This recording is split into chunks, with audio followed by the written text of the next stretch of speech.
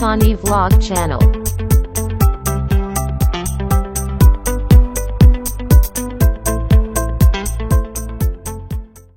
Merenungkan kebangkitan Kristus itu kemenangan kita.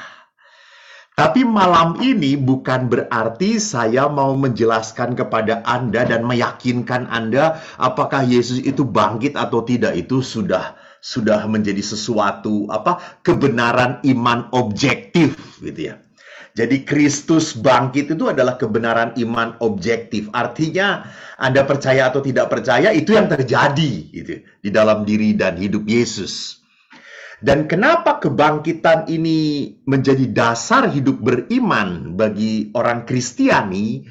Karena kebangkitan Yesus adalah kemenangan. Kemenangan yang dilakukan oleh Allah terhadap apa? Terhadap pertanyaan besar manusia tentang peristiwa penyaliban. Karena di dalam salib, Yesus pernah diteriaki, kalau engkau anak Allah, tunjukkan, buktikan. Dan bukti itu nyata bukan pada saat penyaliban, tetapi pada saat kebangkitan. Maka kebangkitan pun itu berarti apa? Yesus dibenarkan oleh Tuhan. Allah berpihak pada Yesus. Jadi rupanya kunci utama di dalam iman kepada Kristus adalah peristiwa kebangkitan. Peristiwa kebangkitan ini tadi dikatakan adalah peristiwa yang secara objektif peristiwa Allah. Bahkan beberapa penginjil lebih memperlihatkan Yesus dibangkitkan, bukan Yesus bangkit gitu. Jadi memang ini karya Tuhan sendiri. Ini karya penyelamatan Tuhan. Nah, kalau kita melihat bagaimana kebangkitan Kristus itu adalah kemenangan bagi kita, pertanyaannya adalah bagaimana peristiwa Paskah, peristiwa kebangkitan menjadi peristiwa iman dalam hidup pribadi kita. Ini yang lebih penting. Jadi iman objektif terhadap kebangkitan Kristus itu bagaimana menjadi iman yang subjektif dalam diri kita, yang menyatu, yang meresap ke dalam daging, pikiran, perkataan, bahkan hati kita. Maka di sini bisa kita melihat bahwa sering kali memprihatinkan. Banyak anak-anak Tuhan yang hidupnya ya dibaptis dalam Yesus Kristus, tetapi rohnya tidak kelihatan ada roh kebangkitan. Sepertinya masih tinggal di kuburan. Sepertinya kuburan Yesusnya belum terbuka, masih tertutup gitu ya. Ada orang-orang yang diberi masalah sedikit langsung ketakutan.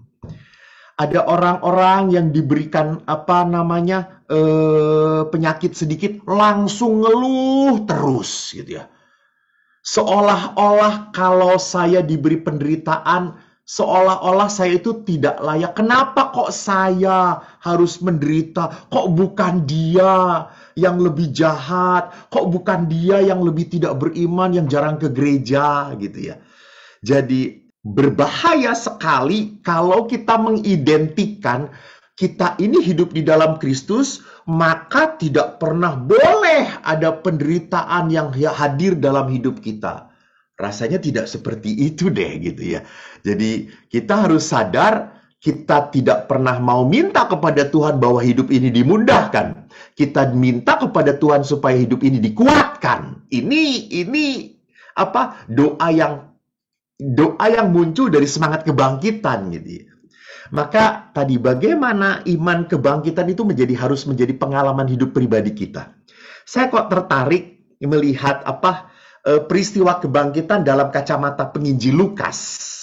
Kalau saudara-saudariku yang terkasih melihat penginjil Lukas di bab 24, itu peristiwa-peristiwanya jelas sekali. Dimulai dari peristiwa apa? Dimulai dari peristiwa kebangkitan ini diperlihatkan kepada para wanita. Siapa wanita itu? Di ayat 23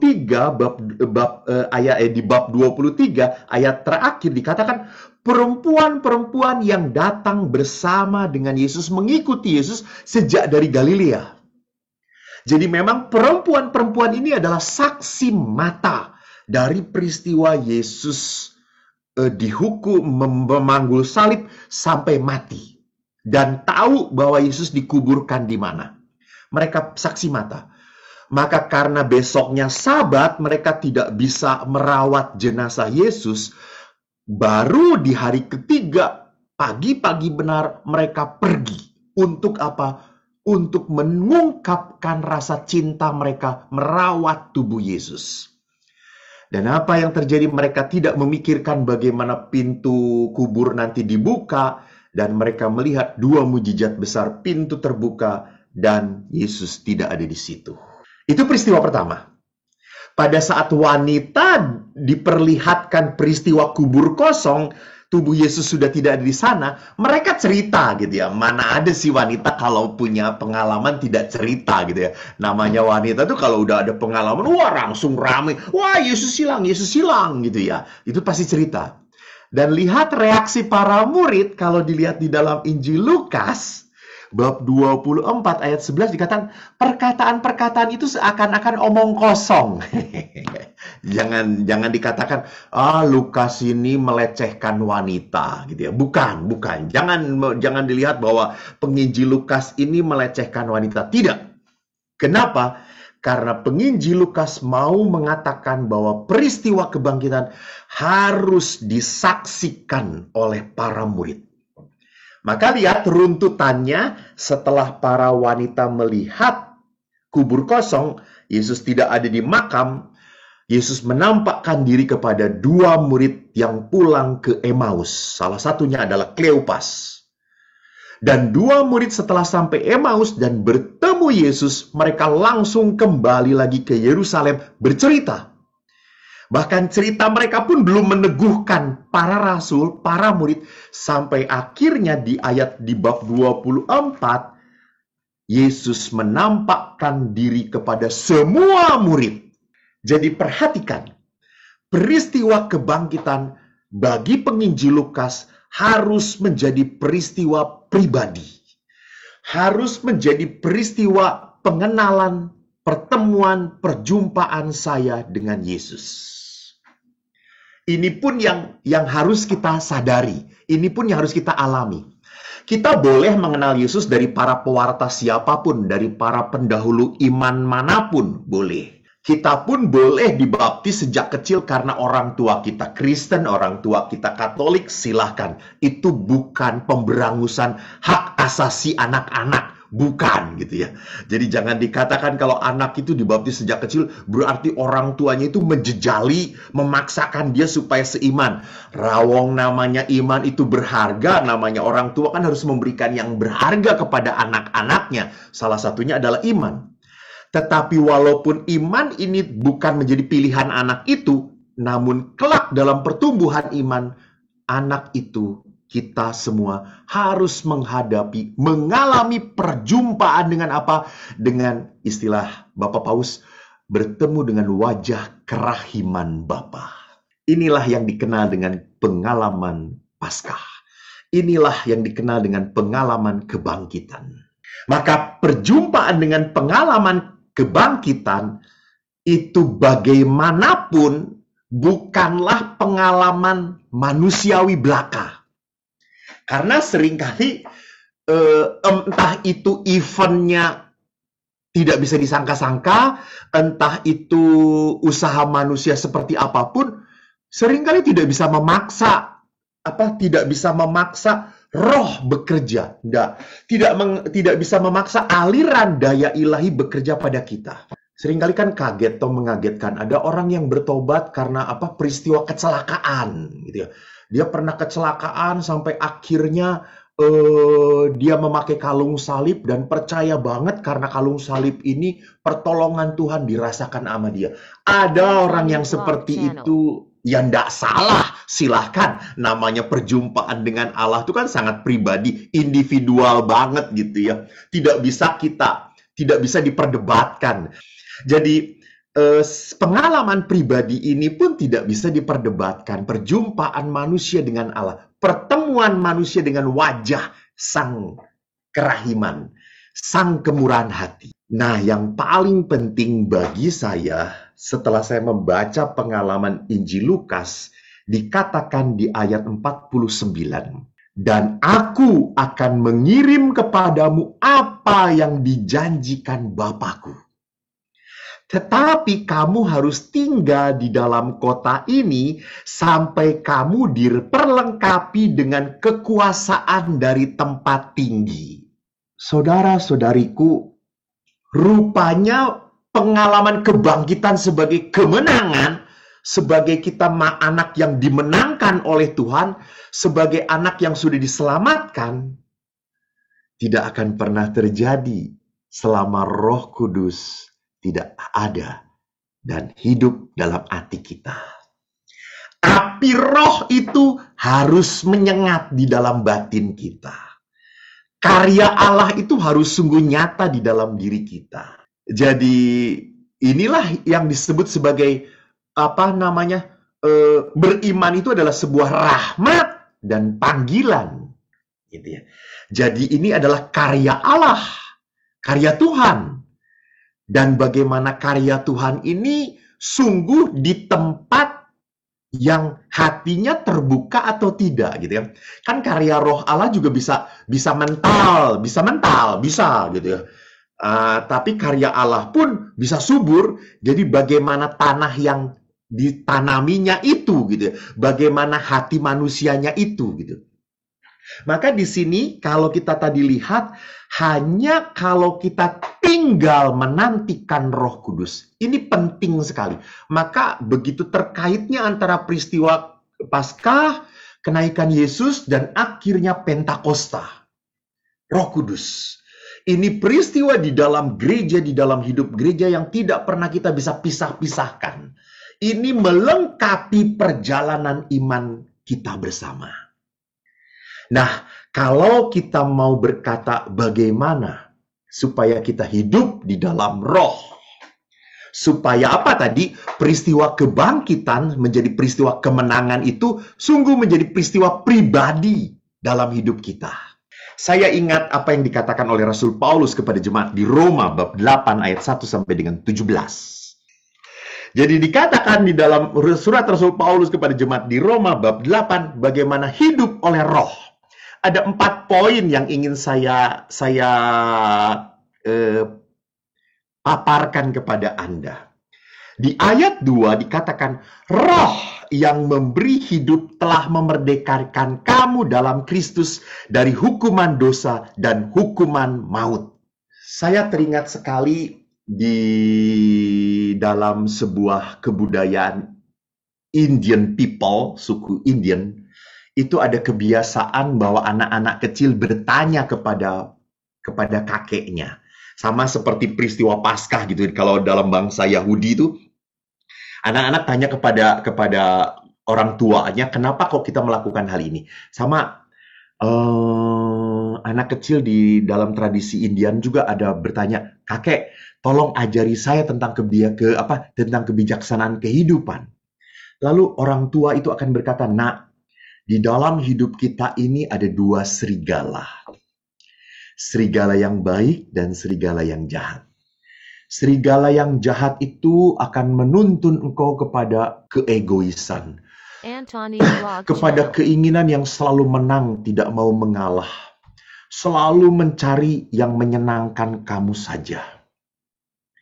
Sedangkan serigala yang baik itu menuntun kamu kepada cinta, kepada pengorbanan, dan kepada pengampunan. Lalu si anak tadi bertanya, lalu kakek, serigala mana yang menang? Si kakek itu berkata, yang menang adalah serigala yang kau pelihara, yang banyak kau beri makan. Jadi itu pun menjadi bahan refleksi bagi kita. Bagaimana hidup kita ini, apakah kita banyak memberi makan rohani kita, atau jangan-jangan kita banyak memberi makan jasmani kita, materi kita gitu ya. Jadi kalau kita hitung-hitung itu di dalam kehidupan ya kita banyak sekali memikirkan apa yang akan kita makan di mana yang enak, kita kemana yuk hangoutnya, kita kapan, bagaimana kita fun time, me time, dan seterusnya. Semuanya just for fun, semuanya hanya untuk kenikmatan. And you forget to nurture your spirit, roh Anda. Maka pada saat itulah saya bisa lihat kalau pusat kesenangan saya, pleasure saya, the center of pleasure saya adalah hal-hal materi, maka hati-hati kita seringkali lupa untuk mendengarkan suara Allah. Bahkan kadang-kadang suara Allah tidak didengar lagi. Kedagingan lebih menguasai daripada roh. Jadi, kalau roh yang memberi hidup, kita harus sadar Allah lah yang bisa memampukan kita. Kita harus mau dituntun oleh kebenaran ilahi. Memang amat menyedihkan seringkali, mohon maaf, kalau saya refleksikan gitu ya. Banyak sekali orang-orang yang termasuk godaan saya sebagai seorang imam pun kayak gitu dalam hidup saya ini sharing saja gitu. Karena saya seorang imam merasa gitu, mohon maaf, merasa bahwa saya sudah berkorban ini itu untuk Tuhan. Jadi seolah-olah saya itu boleh melakukan sesuatu sebagai sebagai bayaran, karena saya kan sudah berkorban, karena saya sudah melakukan ini untuk Tuhan. Jadi kalau hal kecil kayak gini boleh dong, sedikit dong, boleh dong icip-icip sedikit. Lihat di sini. Jadi seringkali kita tergoda seperti itu gitu. Karena kita sudah berkorban, karena saya sudah melakukan untuk Tuhan, jadi seringkali kita terjatuh lewat godaan. Untuk Untuk menyenangkan diri kita, untuk menikmati. Jangan sampai menikmati power kita, menikmati kekuasaan kita, menikmati kehebatan kita gitu. Jadi di sini kita lupa bahwa Allah yang memampukan kita. Allah harus menuntun hidup kita. Maka yang kedua, hidup di dalam roh adalah ayat 5-6 mengatakan, mereka yang hidup menurut roh memikirkan hal-hal yang dari roh. Maka kalau orang-orang memikirkan hal-hal yang dari roh, Allah itu menjadi pusat pikiran, perkataan, dan kelakuan kita. Maka di sini kita harus sadar kalau Allah menjadi pusat pikiran, pusat hati, pusat perkataan, kita harus belajar menyelaraskan pikiran, perkataan, dan hati kita dengan hati Allah. Apa konteksnya gitu ya? Saya ingat sekali apa yang dikatakan oleh penginjil Lukas bab 6 ayat 36 mengatakan, hendaklah engkau murah hati sama seperti Bapamu adalah murah hati. Dan Bapak Paus sewaktu membuka tahun kerahiman ilahi pun hendaknya kita menjadi seseorang yang mempunyai wajah Allah, yang bisa melihat orang lain itu seperti Tuhan memandang mereka gitu ya. Jadi bukan seperti kita memandang orang lain, bukan. Jadi kita bisa menatap orang lain itu dengan wajah Allah. Jadi bagaimana saya bisa menjadi orang-orang yang mudah berbelas kasih, mudah mengerti orang lain. Bukannya terbalik menjadi wajah-wajah yang penghakiman gitu ya. Bukan menjadi wajah-wajah yang selalu kamu salah, kamu nggak benar gitu ya. Kamu tidak layak di mata Tuhan. Ya ampun, Tuhan aja nggak seperti itu, kamu kok galaknya lebih dari Tuhan gitu ya. Jadi tidak gitu ya. Ingat, Yesus pun datang ke dunia tidak untuk menghakimi.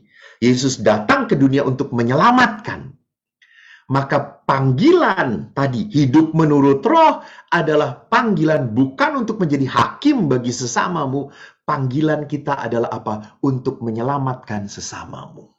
Maka saya tertarik sebuah ide yang dimunculkan oleh salah seorang pengkhotbah. Dia mengatakan, ingat pelayanan itu harus muncul dari sebuah apa? Dari sebuah oase rumah yang nyaman. Oase rumah yang apa? Yang sungguh dipenuhi oleh roh Tuhan. Bukan kering gitu ya. Maka kalau sebuah pelayanan lahir dari sebuah kekeringan, maka dia bukan pelayanan, dia pencarian gitu ya. Dia mencari kehangatan, dia mencari pengakuan, dia mencari status itu gitu. Dia mencarinya bukan di home-nya, bukan di dalam rumahnya gitu. Di sini penting hidup di dalam roh adalah apa? Bahwa internalisasi kita di dalam diri kita, kita akhirnya mengerti bahwa hanya persekutuan dengan Kristuslah yang membuat kita bisa keluar, diutus, dan siap diutus. Yang ketiga, ayat 13 mengatakan, sebab jika kamu hidup menurut daging, kamu akan mati. Tetapi jika oleh roh kau mematikan perbuatan-perbuatan tubuhmu, kamu akan hidup. Jadi rupanya kalau kita mau hidup di dalam roh, itu berarti apa? Allah menuntut hidup kita benar dan berkenan pada Allah. Jadi hidup dalam roh itu bukan berarti, mohon maaf, tidak cukup dengan puji-pujian, tidak cukup dengan doa. Nah, kita dituntut untuk hidup benar dan berkenan pada Allah. Maka disitulah pentingnya pola hidup apa? Mati raga dan ugahari. Mati raga itu berarti apa? Berarti kita berani melakukan hal yang justru sebaliknya gitu ya. Sebaliknya itu berarti apa? Kalau saya misalnya saya ketemu dengan orang yang menyakiti hati saya langsung pergi, lebih baik menghindari dia. Tetapi karena saya ingin berkenan kepada Tuhan, hidup benar, maka saya justru menyapa dia. Ini mati raga. Jadi mati raga itu justru melakukan perbuatan sebaliknya. Jadi kalau jengkel melihat suami, gue diemin dia, gue tidak layanin, justru sebaliknya. Anda kasih makan sebanyak mungkin suami Anda. Suami Anda jarang dipeluk, peluk. Kalau perlu sampai mati dia peluk, dicekik saja sekalian gitu ya. Jadi ini mati raga, jadi melakukan percis sebaliknya apa yang ada di dalam perasaan kita gitu. Ini bukan sesuatu munafik, bukan gitu. Ini melawan apa? Melawan kelemahan daging kita. Gitu. Jadi mati raga percis membentuk kedagingan kita supaya semakin dibentuk oleh keutamaan, bukan pembalasan. Dan ugahari adalah sikap yang apa? Sikap berani come and go. Kalau Tuhan memberi, syukur. Kalau Tuhan mengambil, ya syukur juga. Walaupun meneteskan air mata. Walaupun sakit. Jadi ugahari itu berarti apa? Saya tidak teriak-teriak, haleluya, puji Tuhan pada saat gaji saya besar gitu, tidak. Tetapi ugahari juga adalah orang yang berani apa? Kehilangan, berbagi. Saya ingat sebuah ide yang berkata, we must becoming a people not only thanksgiving person, but also we must becoming a thanks-living person. Saya suka banget ide itu. Thanks living person adalah apa? Orang yang berani apa? Membawa syukur pada orang lain. Orang ugahari selalu merasa bahwa apa yang dia dapat not only for myself. No. That is also for you. God give it to you through me. Nah, itu keren banget gitu ya. Ini ugahari. Ini ugahari. Maka yang keempat adalah apa? Di ayat 14-15 mengatakan, semua orang yang dipimpin roh Allah adalah anak Allah. Roh yang menjadikan kau anak Allah. Dan oleh roh itu kita berseru, ya Aba, ya Bapa. Saudaraku, anak Allah adalah kasih. Karena Allah sendiri adalah kasih. Maka pada saat orang dipimpin oleh Roh Allah, orang itu dipenuhi dengan pengalaman kasih. Antoni Vlog Channel.